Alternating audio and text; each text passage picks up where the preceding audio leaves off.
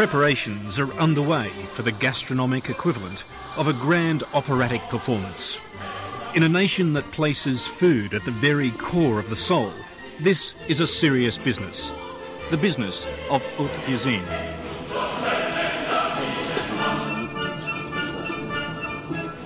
Lunch is served in the Louis XV restaurant, one of France's culinary high temples that woos both patron and food critic alike. It has the potential for being just one of your greatest meals you could ever have. And one of the most expensive, starting at around $400 a head. Then, of course, there's the wine list. We always want that special meal where we feel like a king and a queen, and there's no place better to do it than here.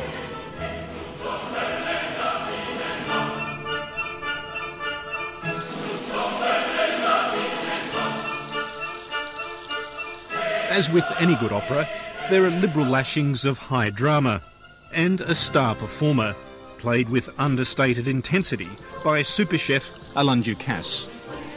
The Louis XV is the flagship of this culinary titan, whose blend of cooking and celebrity has made him a superstar in France and beyond, with restaurants now in Paris, Monaco, New York and Tokyo.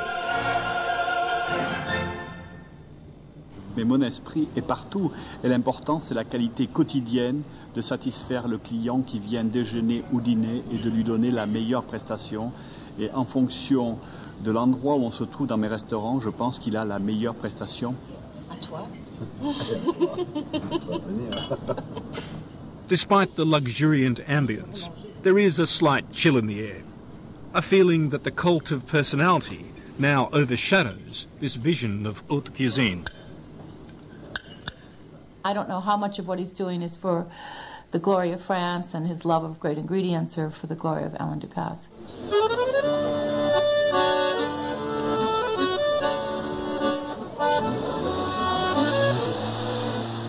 This is a nation that thrives on good eating and good gossip. And in the decidedly more down-market bistros, the talk is of a clash of the titans, a food fight between France's most famous chef and the world's most prestigious restaurant guide. The Michelin Guide is France's culinary Bible.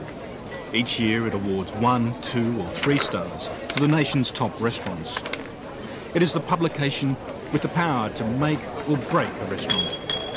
And this year a scandal of truly French proportions, with the flagship restaurant of superstar chef Alain Ducasse demoted from 3 to 2 stars.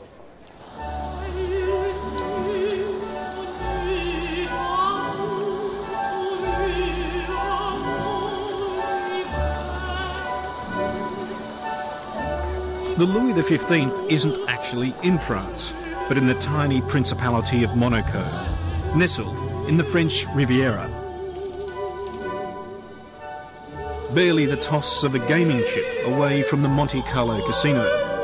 Of course, the culinary king gets equal billing on the awning. But there are no brass plaques displaying Michelin stars. That's considered far too crass. This is not the kind of restaurant that needs to impress passing street trade.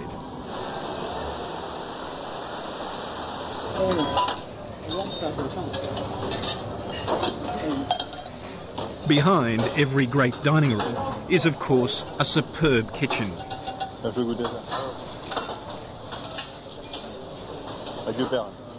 Choreographing the performance for today's lunch, the great man himself. Alain Ducasse was the first chef in the 100-year history of Michelin to be awarded a total of 6 stars between his 2 restaurants. C'est parti les 3 fumées. Voilà. Et ça va sortir les 3 fumées de la 7-10. Alors, moi je connais des chefs qui sont tous les jours dans leur cuisine et c'est plus mauvais que chez moi. Monsieur Ducasse sees himself not as a hands-on chef, but as a visionary, an artiste. Très clairement, Paul Bocuse a dit ça souvent. Est-ce que c'était Enzo Ferrari qui serrait les boulons de ses automobiles? La réponse est non. C'est une équipe qui a fabriqué une voiture qui était une voiture mythique. Il était celui qui a donné la direction, celui qui a donné l'impulsion, la motivation au team qui a fait cette voiture. Et pour moi, c'est pareil aujourd'hui ici. There's plenty of heat being generated in this kitchen. But even a chef with the power and prestige of Alain Ducasse dares not publicly attack Michelin.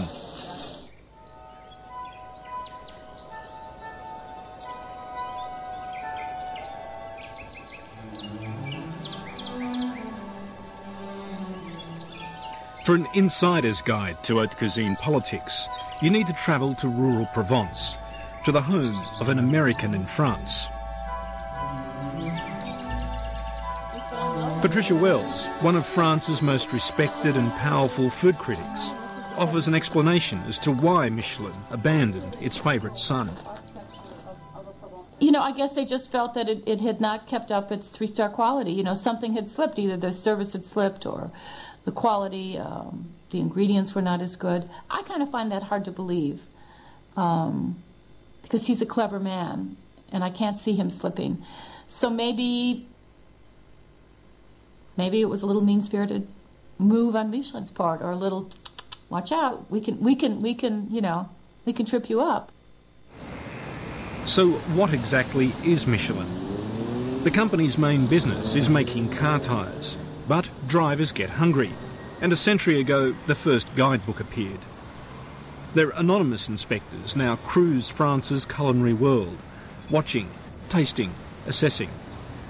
I used to have an interview with them every year, and they would just, you know, of course they wouldn't give you any information. You know, you ask questions, and it's sort of like, I remember once I said, you know, I kind of got to know them over a couple of years. I said, oh, why don't we go to lunch together one day? Oh, we couldn't do that. I said, well, why not? I said, well, we just couldn't be seen with you, a critic. You know, it's like we were opposing, and I just thought we do the same thing, you know. In fact, Michelin can be more secretive than the French Secret Service. Emerging from the shadows near the Paris Opera House is Jean-Frédéric Thoreau, the one Michelin man who is permitted to go public, come in from the cold, as it were. He agrees to a meeting, but insists it can't be at a restaurant, so we rendezvous at a deserted cafe. This is a job that has to be done very seriously and in a way very secretly, because if the inspector arrives and says, oh, well, I'm the Michelin inspector, well, you know, that can change the people's attitude or the service or something. And how many inspectors do you have? That's part of the secret, I'm afraid. We don't want to give too many information to our competition.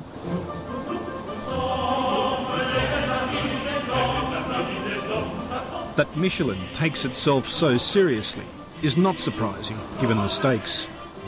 The inspectors assess a national restaurant industry worth the equivalent to $20 billion a year to the French economy.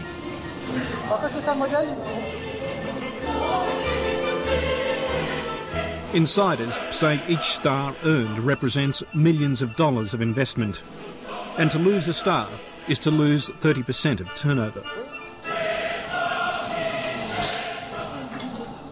When we give a star or a second star or a third star to a restaurant, it usually means more business for the restaurant. And in the other way, when we remove a star, it's usually a little bit of business, you know, minus. So it's a big responsibility, and we are perfectly aware of that. Michelin never explains why a restaurant has been promoted or demoted. But such is the furor over Alain Ducasse that Monsieur Durow feels compelled to offer the bare bones of a review. If you like, the star of Michelin restaurants, Alain Ducasse, who had a total of 6 stars. He lost a star this year. Why is that? Very simply because when our inspectors visited this restaurant last year, they didn't find the same quality, the same level of quality that they had found before. And they simply made the statement that it was not worth the 3 stars anymore. La décision est le fruit d'un jugement d'être humain, donc avec l'appréciation et l'erreur possible d'un être humain, mais ça ne peut pas non plus être une décision mécanique, une décision informatique. Sinon, ça serait complètement anonyme. Donc, je respecte cette décision, ce qui ne change rien à notre motivation et au fait que quotidiennement, nous sommes au meilleur niveau. Et j'estime que nous sommes tous les jours au meilleur niveau.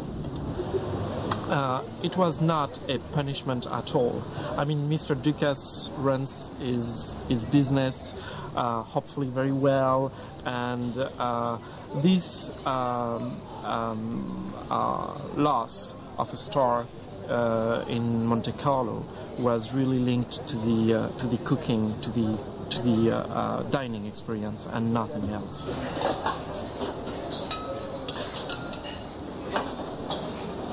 Three-star Michelin kitchens seem to be propelled by their own unique form of quality control. It's all precision, tension, perfection. Puis moi, ça me paraît quand même monter, donc. Ah, mais moi, ça me plaît pas. Non, mais moi, la...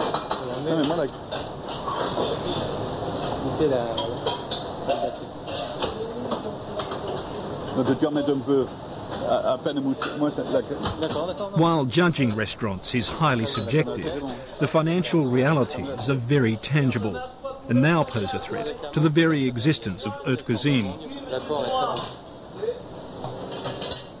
The food and wine may be exquisite, but overheads are enormous. Seating just 55 people, the Louis XV employs 20 chefs and 20 other staff. Factor in changing lifestyles and the proliferation of low-cost bistros, and the pressures to maintain standards and a profitable bank balance are enormous. Do they make money, these restaurants? I mean, the overheads must be enormous. I don't think any of the 3 stars make much money, which is why they have to do other things. And again, as I said, I understand that. I guess one of my problems with Ducasse is like every 2 months he's got a new book coming out. Well, he didn't write that book. You know, there's a little bit too much of him all the time. And this is your Bible? Oui, celui-là, c'est 1,000 photos, yes. 500 recipes, 1,000 page is 12 livres, pounds. It's your life's work? Yes. It's a beautiful book. It's for cooks or for foodies. Yes. It's for foodies. Yes. As it turns out, Alain Ducasse is a traditionalist. He's not a great fan of fusion cooking. That particularly unique blend of Western, Asian and Mediterranean foods now so popular. Many times fusion is confusion. I like the original, the flavor. I like to recognize the origin of the food.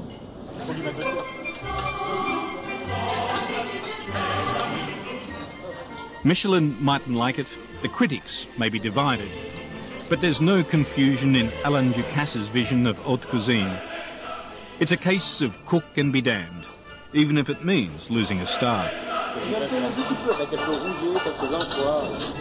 Mais j'ai déjà vécu cette expérience quand je suis allé à Paris. Quand je suis allé à Paris en 97, j'ai vécu cette expérience. On a enlevé la 3e étoile ici, que j'ai récupérée l'année d'après. Et l'année dernière, je suis allé à New York. Alors on a enlevé peut-être la 3e étoile ici, et peut-être qu'on va récupérer. Donc je ne sais pas. Je suis habitué à l'expérience.